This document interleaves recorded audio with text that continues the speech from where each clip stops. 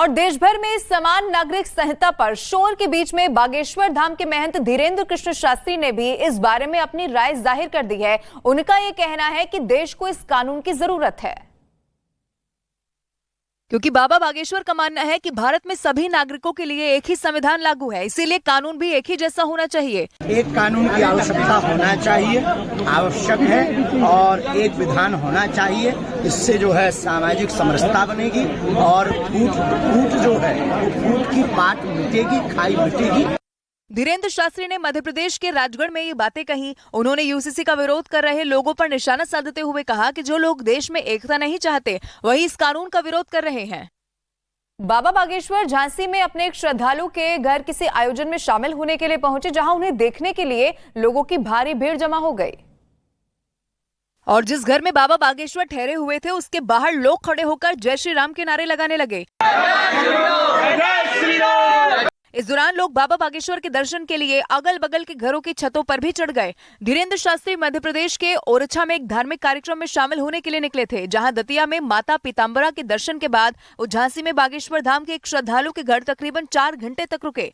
इस मौके पर बाबा बागेश्वर ने भी श्रद्धालुओं को निराश नहीं किया और खुद छत पर जाकर घर के बाहर खड़े श्रद्धालुओं का अभिवादन स्वीकार किया। इधर पुलिस के सूत्रों के मुताबिक उत्तर प्रदेश के सहारनपुर में भीम आर्मी के चीफ चंद्रशेखर पर हुई फायरिंग के लिए चंडीगढ़ से चोरी की गई एक कार का इस्तेमाल किया गया।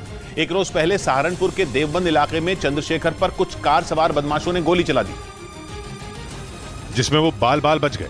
हालांकि एक गोली उनकी कमर को छूती हुई निकल गई। स्पीड ब्रेकर के पास गाड़ी यहाँ पर धीमी होती है और तुरंत गोली चलाते हैं और उसके बाद वह फरार हो जाते हैं। इस घटना के बाद पुलिस ने फौरन नाकेबंदी कर बदमाशों की तलाश शुरू की। पुलिस सूत्रों के मुताबिक जांच में पता चला कि चंद्रशेखर पर हमले के लिए चोरी की एक कार का इस्तेमाल किया गया, जिसका रजिस्ट्रेशन चंडीगढ़ का बताया गया।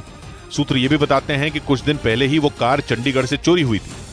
थोड़ा सा आगे चलने में गाड़ी बराबर में आई, डिजायर गाड़ी थी, HR 70 इस तरह से उसका नंबर था। वो चंद्रशेखर पर हमले के आरोप में पुलिस ने 4 लोगों को हिरासत में लिया, जिनसे पूछताछ की जा रही है। इस बीच दिल्ली से पहलवान बजरंग पुनिया और साक्षी मलिक यूपी के सहारनपुर पहुंचे, जहां दोनों ने जिला अस्पताल में भर्ती आजाद समाज पार्टी के अध्यक्ष चंद्रशेखर का हाल जाना।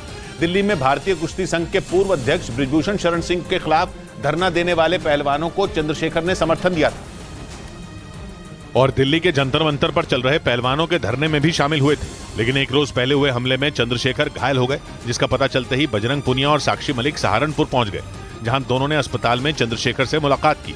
बहन समझ के उनको समर्थन करने के लिए गए हैं और उसके बाद हमला हो रहा तो वो मुझे लगता है बहुत गलत। वहीं साक्षी मलिक ने हमले में शामिल सभी आरोपियों पर कड़ी कार्रवाई की मांग की। बिल्कुल गलत है, दोषियों को सजा मिलनी चाहिए, ऐसा नहीं होना चाहिए। चंद्रशेखर पर हुए हमले की समाजवादी पार्टी के अध्यक्ष अखिलेश यादव और RLD अध्यक्ष जयंत चौधरी ने भी ट्वीट कर निंदा की।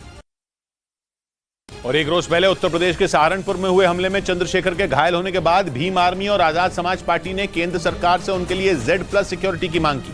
आजाद समाज पार्टी का आरोप है कि पहले भी कई बार चंद्रशेखर पर हमले हुए, लेकिन एक रोज पहले सहारनपुर के देवबंद इलाके में हुए इस हमले ने आजाद समाज पार्टी और भीम आर्मी के कार्यकर्ताओं को गुस्से से भर दिया। वाराणसी में तो आजाद समाज पार्टी के कार्यकर्ताओं ने धरना दिया और अपने नेता चंद्रशेखर के लिए सुरक्षा की मांग की। इसी तरह भीम आर्मी ने भी चंद्रशेखर के लिए Z+ सिक्योरिटी की मांग की। Z+ सिक्योरिटी चाहिए और अब सिक्योरिटी चाहिए ही सरकार से। यही नहीं, भीम आर्मी ने आशंका जताई कि दिल्ली में पहलवानों का समर्थन करने की वजह से चंद्रशेखर पर हमला किया गया। इस बीच यूपी की अमेठी पुलिस ने बताया कि भीम आर्मी के मुखिया चंद्रशेखर को हमले से पहले सोशल मीडिया पर जान से मारने की धमकी दी गई थी। पुलिस के मुताबिक उन्हें क्षत्रिय ऑफ अमेठी नाम से बने एक फेसबुक पेज से धमकी दी गई और चंद्रशेखर पर हमला होने के बाद दोबारा भी उसी पेज पर पोस्ट की गई, जिसमें उन पर हुए हमले का जिक्र किया गया और अगली बार फिर से हमले की धमकी दी गई, जिसके बाद यूपी की अमेठी पुलिस ने इस मामले में केस दर्ज कर लिया। बड़ी संज्ञान में लेते हुए अभियोग पंजीकृत कर आवश्यक विधिक कार्रवाई की जा रही है। बताया गया कि भीम आर्मी के मुखिया चंद्रशेखर पर हुए हमले से 4 दिन पहले भी इसी सोशल मीडिया पेज पर उन्हें जान से मारने की धमकी दी गई थी और दूसरी बार देवबंद में उन पर हुए हमले के बाद भी इसी पेज पर पोस्ट लिखी गई और उसमें भी चंद्रशेखर पर दोबारा हमले की धमकी दी गई। चंद्रशेखर को दोनों बार क्षत्रिय ऑफ अमेठी के नाम से बने फेसबुक पेज पर पोस्ट कर धमकी दी गई, जिसकी अब अमेठी पुलिस जांच में जुट गई।